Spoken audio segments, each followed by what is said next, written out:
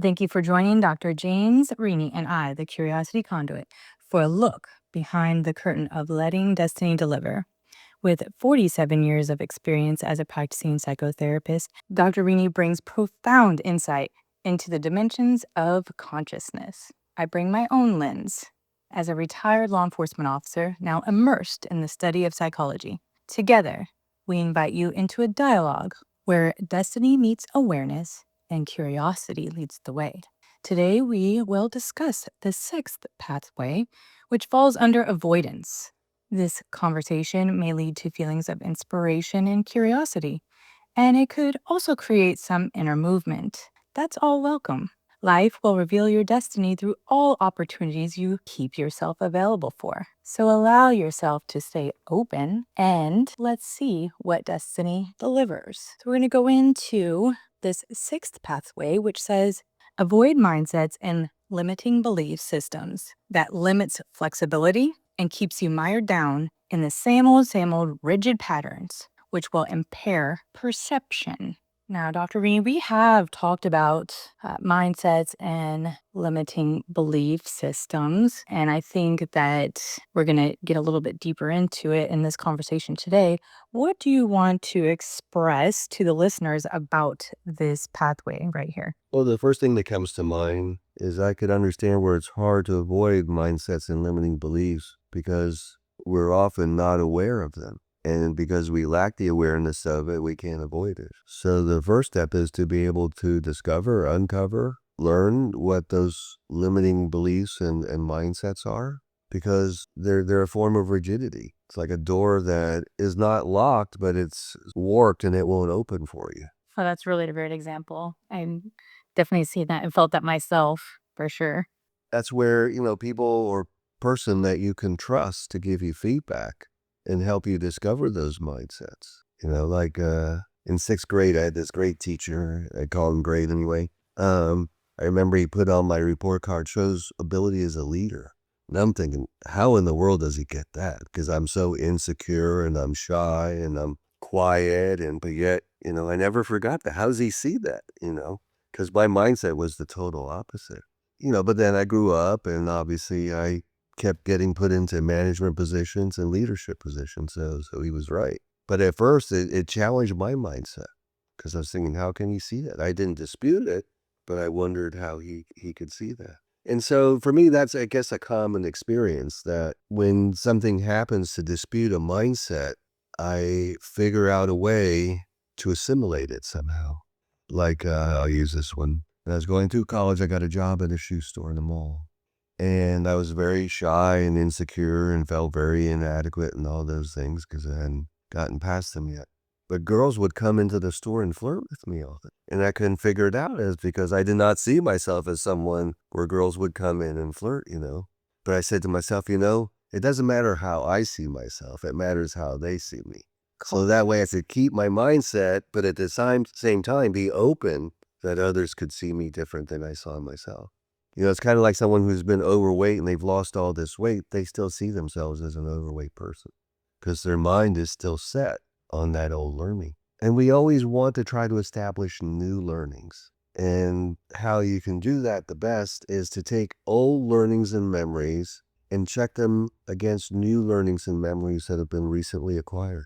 And from that, you come up with a new truth. And then that new truth will take you so far until it becomes outdated or it becomes limited or no longer true. So like a snake, or a bird, we have to, shed our feathers and shed our skin and grow new ones. Well, we should. We want to continue to develop, which leads me. Well, if you want to optimize life is the simplest way. Because it's so hard to explain when you're mentally healthy how much easier it is to be happy all the time. As opposed to when you're symptomatic, then you're in pain all the time. You're uncomfortable. You're always wanting to escape that state. But unless you've been in that mentally healthy state and appreciate how wonderful it feels and how easy it makes so many things in life. As I like to say, who would go back to outdoor plumbing, once they've experienced indoor plumbing? Oh, that's true. Yeah. Well, then, those of us who are listening to your words of wisdom should feel so lucky to be here today for this master class towards freedom.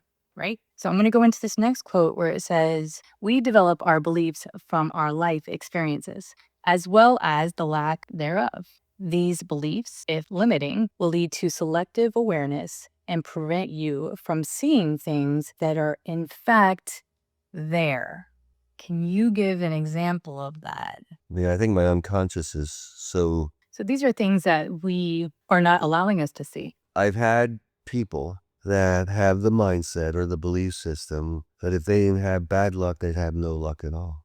And what that does, though, is prevent them from seeing when they have good luck. Because if your belief is you only have bad luck, you don't recognize good luck because you're not looking for it. So that's an example of belief that's developed from our life experiences, as well as the lack of good luck, we would say, that then cause us to have selective awareness. We only notice when we have bad luck. Another mindset I think that's more innate in us is that we're having to survive, and therefore survival of the fittest. So what that does is create selective awareness where we focus on what's going wrong, not what's going right.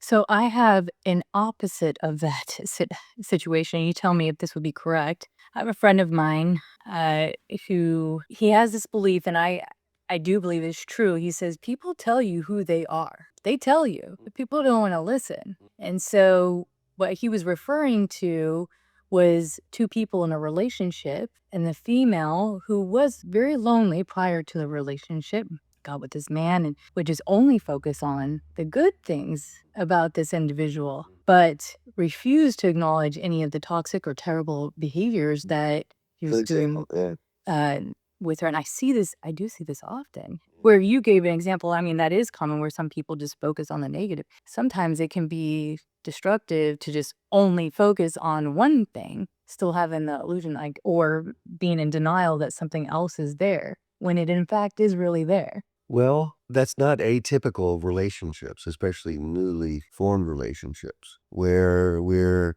under the influence of drugs. Okay, they're natural Yes. chemicals in the brain. Yeah. And I remember dating this girl, and I don't know. One day I made the bed, and she had pillows, and I put the pillows, arranged them and whatever. And she said to me, "I really appreciate that you made the bed and put the pillows. You didn't put the pillows where I liked them." But she goes, "I wasn't upset with you because you're still under the halo effect." Yes. So awareness also and beliefs can become limited because of the emotion that's driving the belief. Love is blind. Okay, that's a very positive emotion, but it certainly impacts your selectivity of awareness, as you're saying, which then can be problematic. If you're angry with someone, you only see the worst in them. People break up and then all they can think of were the good things about the relationship. So they go back to the person because they forget all the bad things. I know you do. In general, yes. I don't either, but, again, I've done this for a long time, so I've heard all kinds of stories. So again, that selective awareness. And sometimes it's natural, but just because it's natural doesn't mean you should listen to it. Like forgetting all the bad things and going back into the relationship. Or because love is blind, you don't see the red flags or you don't pay attention to them. That's where the conscious mind then comes in there and has to question the decision.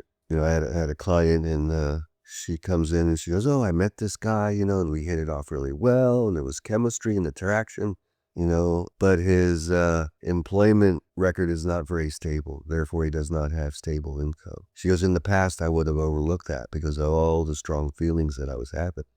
And I was even trying to talk myself out of it because I really wanted the relationship. But I know I cannot tolerate in my life, it's a life or death matter, someone who isn't financially stable." But she, and that's where experience had taught her that her feelings were telling her something else, but she was then bypassing the feelings and remembering the outcome of a choice like this. And she's very proud of herself for having done that at the beginning rather than 2 or 3 months down the line, and for having the strength to stick with what herself was telling her rather than what her ego was telling her, which is you got good chemistry, you guys are getting along, you're lonely, all those things. That resonates with me. Good for her. Yeah. So, moving on here to the next quote says, "Beliefs are so powerful that they can also make you see things that are not there." What do you have to say about that? Well, we'll use the flea experiment.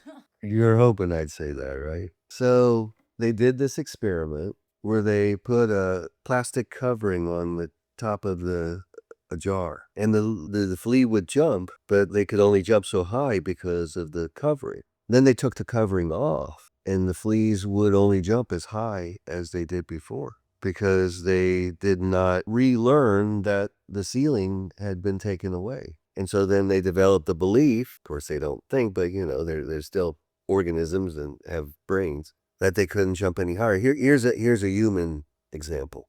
There was the mindset man can fly. Not only do we fly, we can go to other galaxies and other planets, So somebody had to believe man can fly. The Wright brothers, for example, they believed we could, and they proved that we could. So we're all the time overcoming mindsets and beliefs because we believe this and know So what do you commonly see in your practice with individuals, how this would apply with this quote? Well, I had one lady, 62 years old, and she came in and she goes, everything in my life has been tainted. She goes, I'm a broken. She didn't say that. And for some reason, somewhere along the session, out of my mouth, it came out, you're not broken. And that suddenly made her feel completely different about herself, that she wasn't broken. And then she made all kinds of changes in her life. She stopped letting people walking all over her. She removed the negative people from her life. She enjoyed being alone and doing her independence. Before she would see herself as less than everybody else and envious of everybody else. Now she sees herself more than anybody else and grateful she's not living everybody else's life. All because of the mindset that she was broken was dispelled. And all it was the moment I said it, the way I said it, and her, because she hadn't said it to me, but for some reason I said The that. connection that you guys had between, the clinician and client, right? Well, it's kind of an unconscious to but it just had totally freeing relevance in her life. She has told it. She goes, I've never been so happy. She goes, I am the healthiest I've ever been. That first, which people do when they make like overnight changes. Well, how do I know I'm not going to go backwards? That's the first thing they always say when they come in the next week, when they have made an overnight drastic change. And oh my goodness, she's come so far. I mean, what she's accomplished, she's now 64, just turned 64. And That's very cool. right. And it's all that belief that she wasn't broken made that big a difference. As long as we remain one-dimensional in our thinking, we will remain blocked and mired down in our limited beliefs. Now, I know it may seem silly when I ask this question, but for people listening, can you explain what one-dimensional means in this sentence? Well, being one dimensional is everything has its opposite. Okay. And you need those opposites in order for the energy to complete the circuit. You have on your car battery a neutral cable and a power cable, and they both have to be on the battery in order for the battery to charge your car or start your car.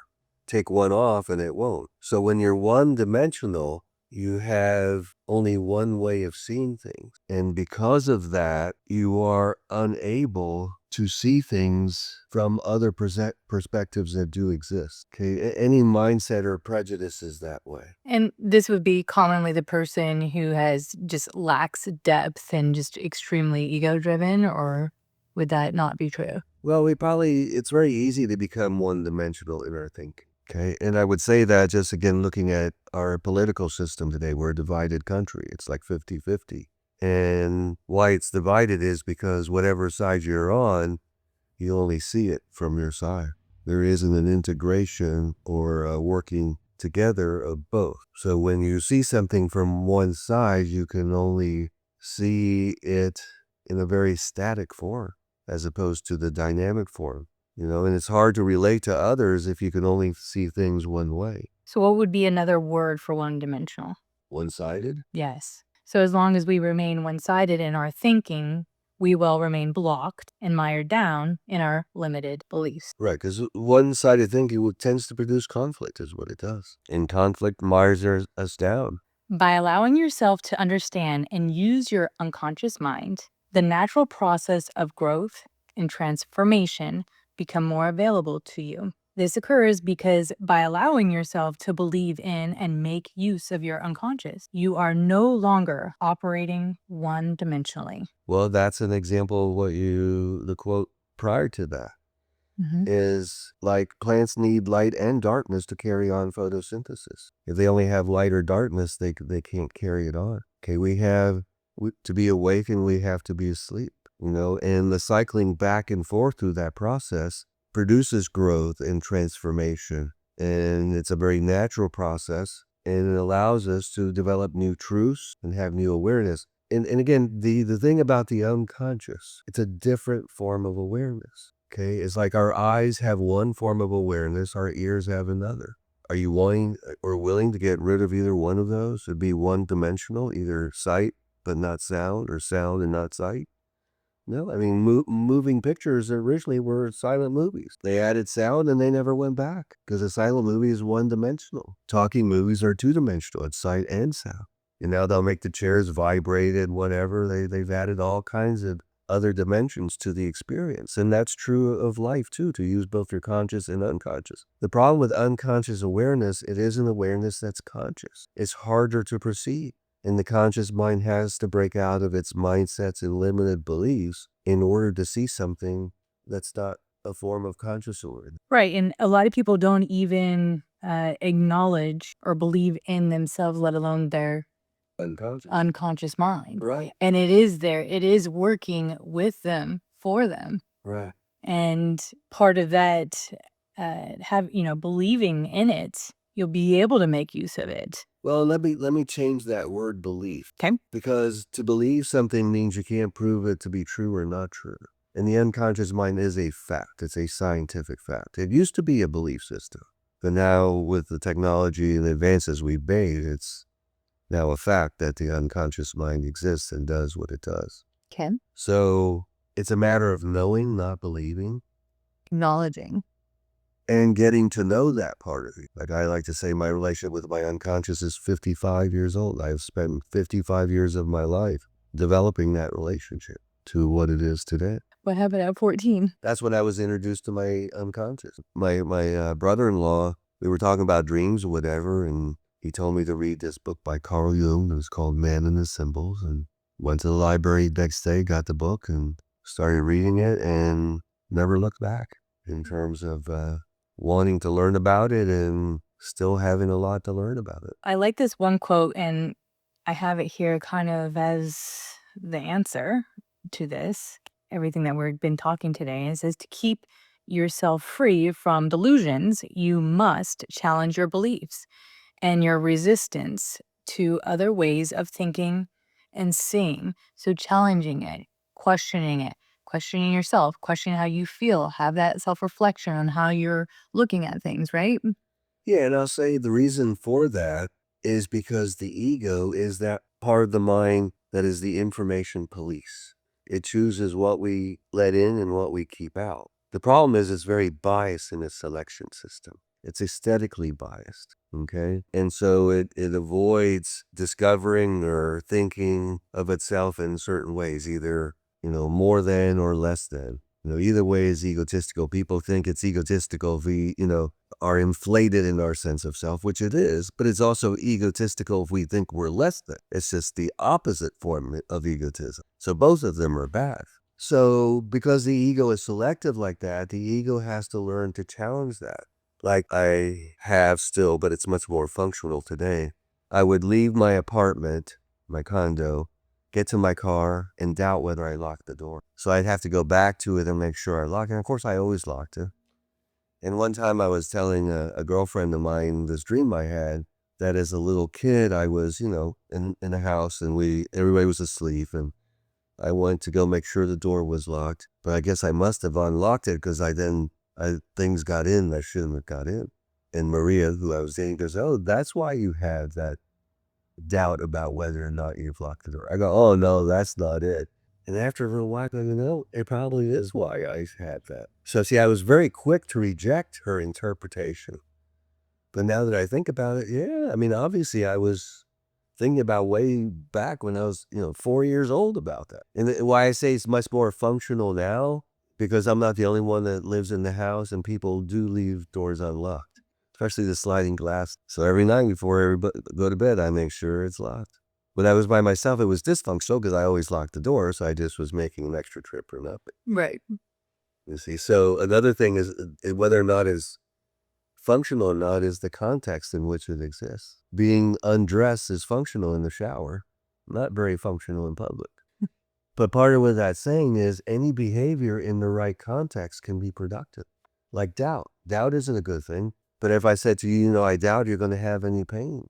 I doubt you're going to have any trouble being successful in the field. In that context, doubt is very good, isn't it? It is. So that's another thing, about having freedom from mindsets and limited beliefs is the ability to see how you can put something in a context and it work for you. I also like that if something is not working for you, how you can switch things around to make it work for you. You can change that context, and it really is kind of my example of doing the 180 in the room where you're standing looking in a room. You turn 180 degrees, you're in the same exact room, but it looks completely different. It brings to mind an example with my daughter when she was in high school. It's like 2 o'clock in the morning. I'm getting up to get a drink of water, and I hear her still up upstairs. And, it's a weeknight, but she has a friend over, and I go up there and she's on her computer. I go, "What are you doing?" She goes, "Oh, I didn't realize there's an assignment due today, so I'm doing the assignment." And I'm thinking, and I think I said something to this effect out loud. Well, if you were paying attention to what you needed to get done, you wouldn't find yourself in this situation doing the assignment at 2 o'clock in the morning. Such a dad thing. It is. That Well, is such a dad. it is stereotypically parental, right? Yes. And then the other day, days later, I'm thinking to myself, I'm looking at this all wrong. The way I should be looking at it is that no matter when she found out how inconvenient it might have been, she got the assignment done. That's right. And I went back to her and I said that. She goes, "Well, thank you, Dad. Now you get me, you see." But she's very much that way. She doesn't do things in a linear, but she succeeds. She gets it done somehow. My son is the same way. I allow it because he gets straight A's. So. But see, I put what she had done in a different context. Mm-hmm. Context was a stereotypical parental thing. The other context is no, that's a good trait to have. Because other people, oh, well, too late. I'll just have to get a 0 on it. Right. Same situation, different context. On my part, yes. On your part, yes. And the other part, too, taking it to the relationship level, when I was coming across the parental way, Yeah. it was annoying her and bothering her. And there was no way she was going to hear what you're saying. Exactly. What I said at the other, "Oh, thank you, Dad. Now you get me." I mean, it created great linkage, you see. Yes. Yeah. It becomes a waste of time when the receiver does not hear the information you're trying to present, right? Or can see, because she didn't say it. I could see it a different way because I was distant from him. And my unconscious goes, "Hey, I mean, not literally, but it was saying that here's a different way of looking at it." And then I followed through with it. You see, I didn't just keep it to myself. I then shared it with her. It then led to action. And again, it's just one example of a co-creator process there where the conscious mind thought one thing, the unconscious. Now, conscious mind could say, "Oh, yeah, that's bullshit." No, she needs to learn how to get it done when she's supposed to get it done. A mindset. But why? Because the people will say that. That's the way it is. We all have mindsets. Yeah. No, you should do it this. You got to do it this way. You got to do it that way. This way is wrong. Well, yes, in general, I think you're right that people think like that. My brother used to sell appliances. And where he worked, they would have these contests that if you sold so many of this brand, you'd win a VCR or a TV or video camera, or a trip to Hawaii or whatever. So it would incentivize, salesmen to sell that. So he gave an example of this refrigerator because they sold refrigerators. And the client, the customer would want this refrigerator. He goes, "No, you don't want that one. That's the one they use at the blood bank. You want this one," see? Because what he was doing was getting them picturing the refrigerator with blood in it, which would then turn them away from it, and he could then lead them to that. So the context of they use this at the blood bank is how he would persuade the person. Very crafty. Well, that's what good salespeople do, but it's manipulation, it's dishonest, it's all those things. But the example, he put it in a different context. So we'll finish up with this. If you want to be the kind of person that can turn lemons into lemonade. You have to find the right context where that behavior will help you prosper. That's good. And then reserve it for those contexts as opposed to generalizing the behavior. Anything else? That's it. Thank you for joining Dr. Rini and I on this journey behind the curtain of letting destiny deliver. Join us next time as we will discuss the final 4 pathways listed under action. Remember to subscribe and like, and questions or comments are welcome below. Now ask yourself, what part of your life might destiny be trying to speak through right now? Keep exploring, stay curious, and remember, destiny isn't something you chase, it's something you allow. Until next time, be well.